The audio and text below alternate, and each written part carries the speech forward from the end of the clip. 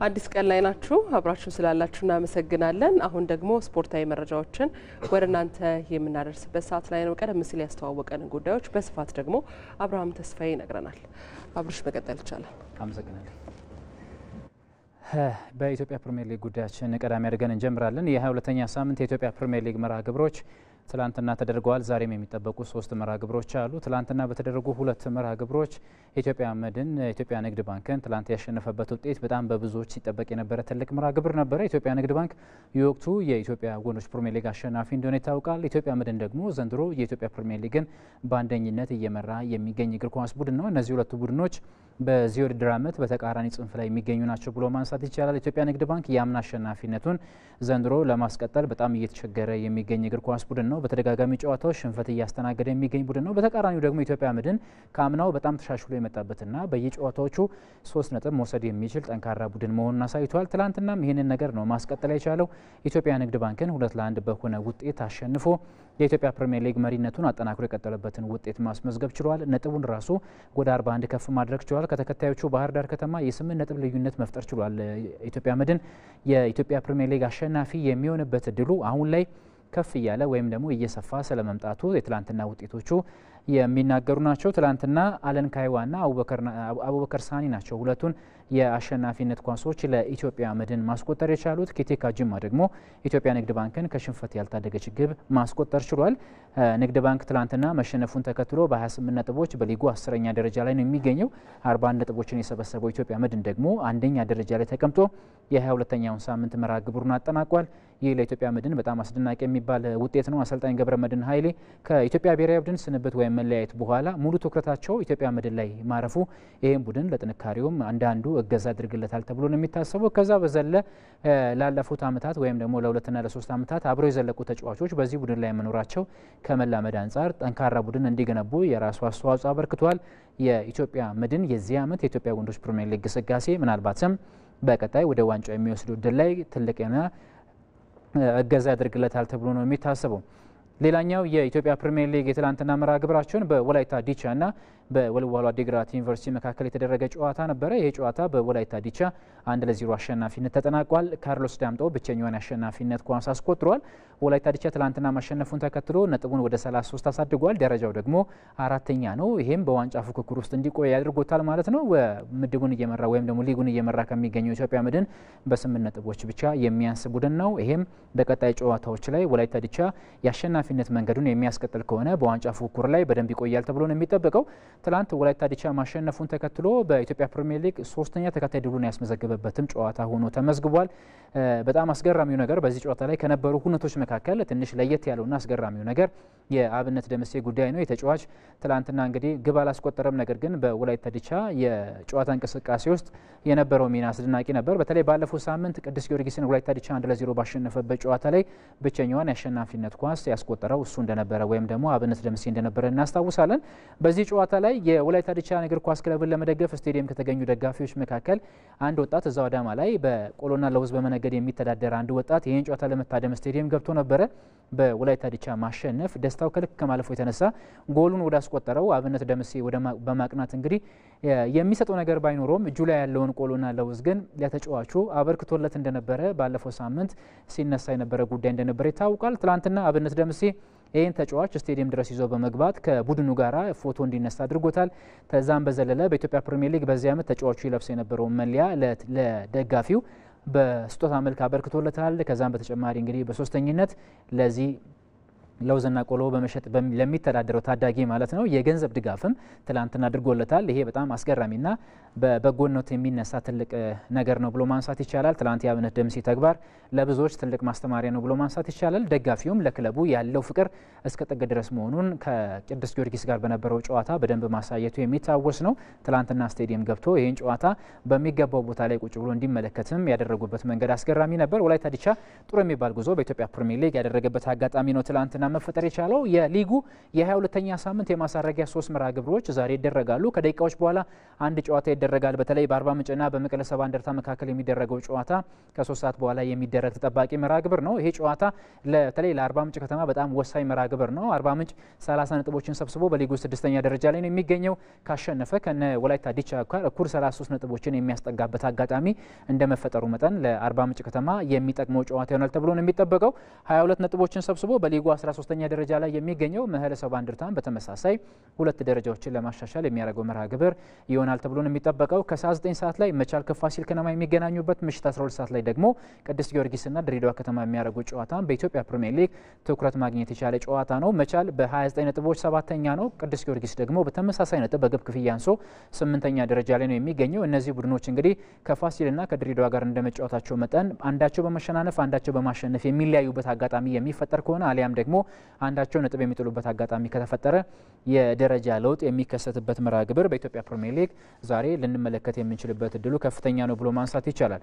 የኢትዮጵያ ከፍተኛ ሊግ ጉዳያችን እናንሳ። በሌላ ጉዳያችን የ16ኛ ሳምንት የምድብ ሀ መርሃ ግብር እንዲሁም ደግሞ የ15ኛ ሳምንት የምድብ ለ ጨዋታዎች ናቸው የተከናወኑ የሚገኙት። የምድብ ለ መርሃ ግብሮች በአንድ መርሃ ግብር ወደ ኋላ ይዘገያሉ። የምድብ ሀ መርሃ ግብሮች ደግሞ በአንድ ጨዋታ ወደፊት ቀደም ይላሉ። በተለይ አዲስ አበባ ላይ የሚደረጉ መርሃ ግብሮች የቀናት ልዩነት እንዳላቸው ወይም ደግሞ የመዘገየት ልዩነት እንዳላቸው የሚታወቅ ነው።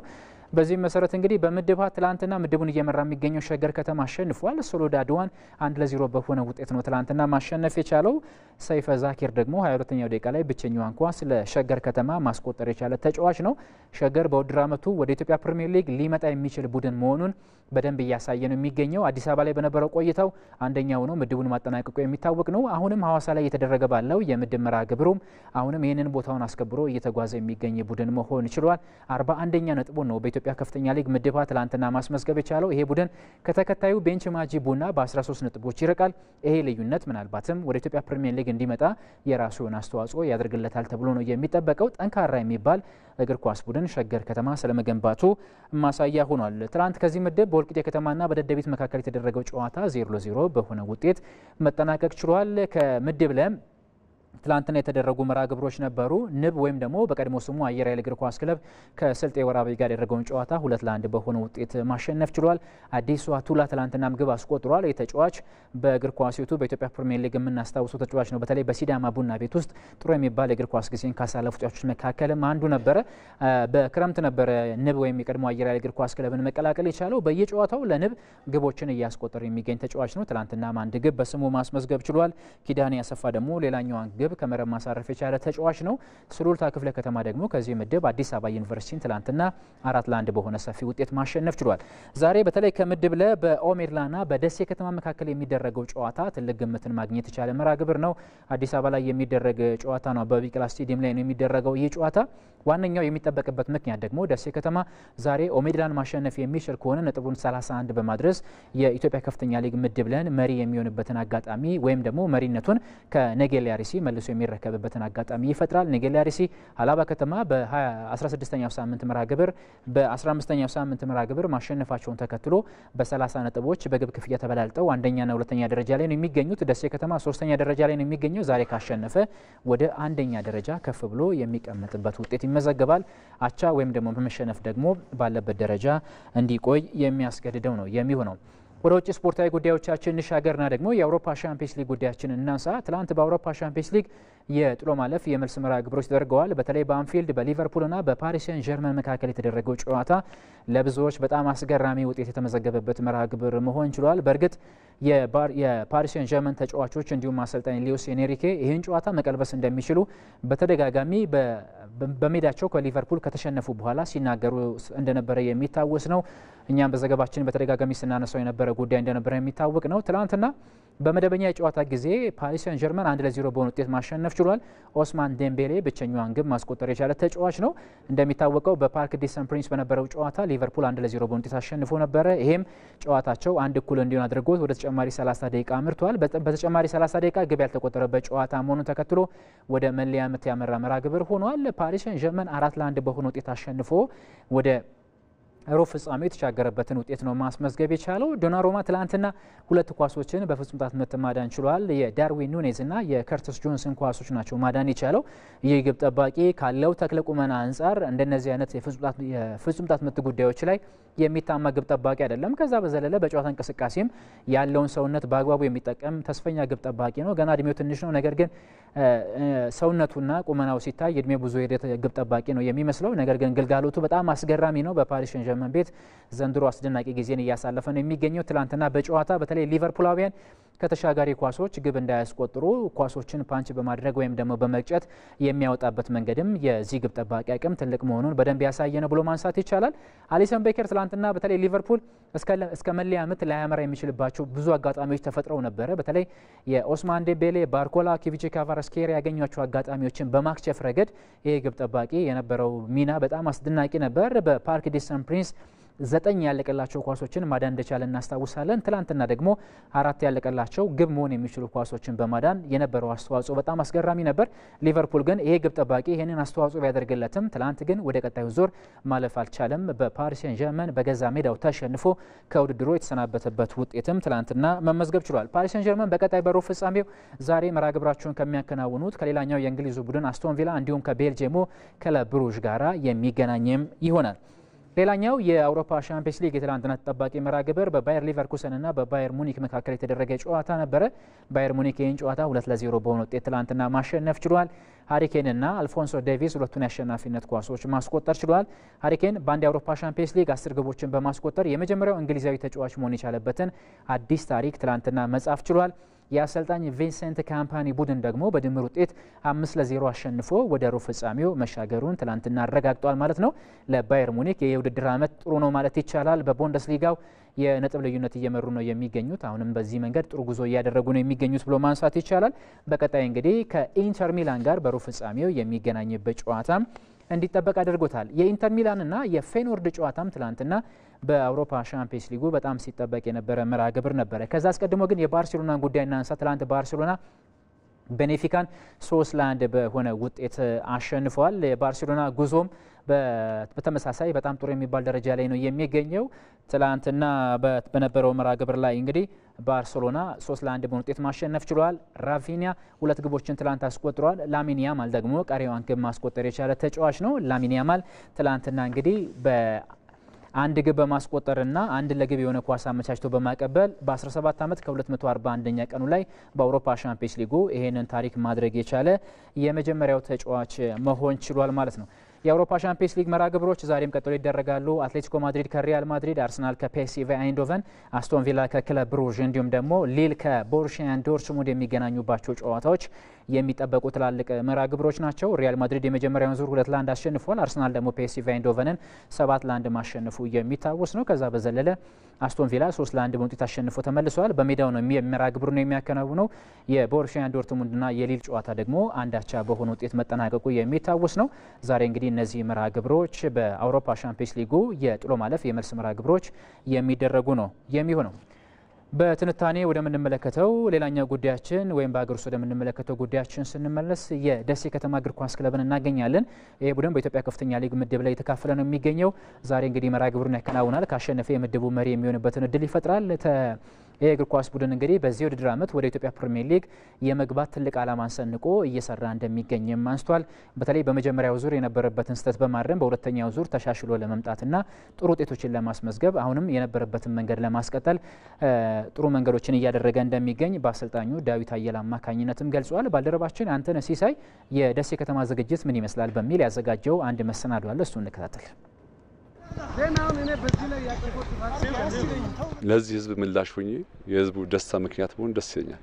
ምንም ጥያቄ የለውም። ቀጣይ ፕሪሚየር ሊግ ነው የምንገናኘው። በሁለት ምድብ ተከፍሎ በሁለት ከተሞች እየተካሄደ የሚገኘው የኢትዮጵያ ከፍተኛ ሊግ አሁን ወሳኝ ምዕራፍ ላይ ደርሷል። የየምድቡ አሸናፊዎች በቀጥታ የሀገሪቱን ትልቁ ሊግ በሚቀላቀሉበት የጨዋታ ቅርጽ ምድብ 2 ላይ የሚገኘው ደሴ ከተማ ጠንካራ ጉዞ ላይ ይገኛል። ያለው ተነሳሽነት እስካሁን ድረስ ያለው ጉዞ ውጤታማና ደስ የሚል ጥሩ ተግባራ ላይ ነን ብዬ አስባለሁ። ፕሪሚየር ሊግ 3ኛም 4ኛም 6ኛም ወጣ እንደ ስኬት ሊቆጠር ይችላል ሊጉ ላይ በመቆየት ብቻ። ግን ሱፐር ሊግ አንድ በቃ ወደ ፕሪሚየር ሊግ ግዴታ አንደኛው ነው መጨረስ ያለበትና ከጌሞቹ ማነስ አንጻር ምናምን በጣም ፈታኝ ሊግ ነው ሱፐር ሊግ። እያንዳንዱ ጌም ላይ በንቃት ዝግጁ መሆን መቻል አለብህ። አንድ ስህተት ኋላ ያረጋል፣ አንድ ጠንካራ ጎን ደግሞ ወደፊት ያረጋል። ይሄንም ደግሞ ከዚህ በፊትም አይተናል በመውጣት መውረዱ ስላየ ነው። እያንዳንዱ ጌም ቀሪ 8 ጌሞች እያንዳንዱ ጌም እንደ ዋንጫ እንደ ፋይናል እያየ ነው የምናረጋቸው ጌሞች ናቸው። ለዚህ ደግሞ ዝግጁ ነው። ባለፉት 2 ዓመታት ወደ ፕሪሚየር ሊጉ ለመግባት ጫፍ ደርሶ የቀረው አርሲ ነገሌን ጨምሮ ሌሎች ጠንካራ ቡድኖች ባሉበት ምድብ የሚገኘው ደሴ ከተማ በመከላከሉም በማጥቃቱም ሚዛኑን የጠበቀ ሆኖ ፕሪሚየር ሊጉን መቀላቀል ያልማል። ነገሌ አርሲና ሀላባ ከተማ ቀድመው መጫወታቸውን ተከትሎ አንድ ተስተካካይ ጨዋታ የሚቀረው ደሴ ከተማ ካደረጋቸው 14 መርሃ ግብሮች 8ቱን አሸንፎ በሁለቱ ብቻ ተሸንፎ በ28 ነጥብ 3ኛ ደረጃ ላይ ተቀምጧል። አብዛኛውን ከ1 እስከ 4 እስከ 5 ያሉ ቲሞች መድረስ የሚችሉ ናቸው። በ2 ነጥብ በ3 ነጥብ ነው ልዩነቱ እና በጣም ፈታኝ ምድብ ነው። ነገሌ አሁን አለ፣ ሀላባ አለ። በጣም ከባድ ነው። የኛ ምድብ ትንሽ ፈታኝ ነው። ኮምፒቲሽኑን በጣም ከፍተኛ የሆነበት ምክንያት የምድቡ ጥንካሬ ነው። ያንን ደግሞ ምድቡ ጠንካራ ቢሆንም የኛ ደግሞ የተሻለ ጥንካሬ ደግሞ ደሴን ከፍ ያደርጋል ብዬ አስባለሁ። ከዛ ባለፈ በስነ ልቦናም የተዘጋጀ ቡድን ነው። ይሄ ምድብ ከፍተኛና ጠንካራ ነው። በተለይ ባለፉት 2-3 ዓመታት ፉክክር ላይ ያሉ እንደነ ሀላባ አርሲም የኛም ቲም ጭምር የሚፎካከሩበት ነው። ትንሽም የገባበትም ብዙ የሚያገባውም የኛ ቡድን ነው። ግን አንዳንድ ጥቃቅን ስህተቶች አሉ። ማድረግ የምንችላቸው ነገሮችን አለማድረግ፣ አንዳንድ ኤክስፒሪየንስ አለመኖር፣ አለመብሰል ያ ነገሮች አሉ። አንዳንድ ደግሞ የጌም ማኔጅመንት እንዴት ነገሮችን አሸንፈን መውጣት አለብን የሚለው ነገር ላይ ትንሽ ጉድለቶች አሉብን። እነኛ ነገሮች እናስተካክላለን። በኢትዮጵያ ፕሪሚየር ሊግ ጭምር የተጫወቱ ልምድ ያላቸውን ተጫዋቾች የያዘው ደሴ ከተማ ሐዋሳ ላይ በነበረው የአንደኛ ዙር መርሃ ግብር የነበረበትን የቆሙ ኳሶች አጠቃቀምና መከላከል ለማስተካከል እየሰሩ እንደሚገኙ የቡድኑ አሰልጣኞችና ተጫዋቾች ተናግረዋል። በመከላከል ደረጃ የሚጎለን ነገር ምንድነው? የቆሙ ኳሶችን የምንከላከልበት መንገድ ልክ አይደለም። በማጥቃት በኩል ደግሞ የሚጎለን ነገሮች ደግሞ የምናገኛቸው ኳሶችን በአግባቡ ስኮራ ለማድረግ ነው። ይሄን ለማስተካከል ደግሞ ከጆች ጋር የተናገርን በትሬኒንግም እየሰራ ለማስተካከል እየሞከርን ነው። ቀድሞ ወደ ነበረበት ቦታ ለመመለስ ያው እኛም የምንችለውን ነገር ሁሉ ተጫዋቾችን ኮቺንግ ስታፉም ሀሳባችን ያነውና ጠንክረን እየሰራ እንገኛለን። ከ10 ከ11 በላይ ልጆች ከዚህ ቀደም ወደ ፕሪሚየር ሊግ ማስገባት ልምድ ያላቸው ተጫዋቾች ያሉበት ቲም ነው። ጥሩ ነው። ዲፌንስም ሚድፊልደሩም ስትራይከሮቹም ጥሩ የተዋቀረ ቲም ነው። ሁል ጊዜም ስንገባ ጨዋታን ለማሸነፍ ነው፣ ደጋፊዎቻችንን ለማስደሰት ነው። ደሴን ካለበት ነጥብ አንድ እርምጃ አንድ ደረጃ ከፍ ለማድረግ ነው ሁል ጊዜም የምንገባ። በ14 ጨዋታዎች 7 ግብ ብቻ የተቆጠረበት ደሴ ከተማ በ2018 ዓ.ም ራሱን የኢትዮጵያ ፕሪሚየር ሊግ ተፎካካሪ አድርጎ ማግኘት ደግሞ ዋና ግቡ ነው። ሁለተኛ ጥቅም የለውም ለደሴ አንደኛ መሆን ነው። ይህንም አምኜበት ነው ውስጥ የገባሁት። ማድረግ ይችላል ብዬም ስለማስብ ነው። ልጆቹ ማድረግ ይችላል ብዬ ስለማስብ ነው። ግን አንዳንድ የእግር ኳሳዊ ነገሮች አሉ። ጠብቃቸው ነገሮች ሳይሆኑ ይቀራሉ። ማጠብቃቸው ነገሮች ደግሞ ሲሆን ታያለህ። አንደኛውም ዙር ላይ ጥሩ ነበርን። አንደኛውን ነበር የጨረስ ነው። አሁንም ሁለተኛውም ዙር እንደ እግዚአብሔር ፍቃድ ጥሩ እየሄደልን ነው። ያው እቅዳችን ዘንድሮ ደሴን ወደ ፕሪሚየር ሊግ ለማሳደግ ነው። ጠንካራ ልጆች የተሰባሰቡበት ስለሆነ ይህንን አመት ከእግዚአብሔር ጋር እናሳካዋለን። ወደ ላይኛው ቲም ወደ ፕሪሚየር ሊግ የመግባት ሀሳባችንን እናሳካለን ብለን እናስባለን። የደሴን ህዝብ የሁሉን ህዝብ እኔ ባስደስት በእኔ ምክንያት የደስታ ምክንያት ብሆን ታሪክ አይረሳኝም። የደሴ ህዝብ በሁሉ ህዝብ ውስጥ ታሪክ አስቀምጬ ይላል። ያን ነገር ነው ማድረግ እንፈልገው። ያን ማድረግ የሚያስችል ደግሞ ጥሩ ቁመና ላይ ያለ ነው። ምንም እንኳን በአዲስ አበባ ከተማ የልምምድ ቦታ እጥረት ፈታኝ ቢሆንባቸውም የደሴ ከተማ አስተዳደርና ደጋፊዎች የሚያደርጉላቸው ድጋፍ ለቡድኑ ጠንካራ ጉዞ ትልቅ አስተዋጽኦ ያለው መሆኑንም ተናግረዋል። ክለቡ እንግዲህ ዛሬ ከኦሜድላ ጋር መርሃ ግብሩን ያከናውናል። ካሸነፈ ደግሞ የምድቡ መሪነቱን መልሶ ከነገሌ አርሲ የሚረከብበት አጋጣሚ ይፈጠራል። ክቡራን ተመልካቾቻችን ለአዲስ ቀን ያዘጋጀንላችሁ ስፖርታዊ መረጃዎቻችን በዚህ አብቅተዋል። አብርሃም ተስፋዬ ነበርኩ። በያላችሁበት መልካም ቀን ይሁንላችሁ። ጨርስኩ ስፖርታዊ ዜናዎች። እናመሰግናለን። አመሰግናለሁ።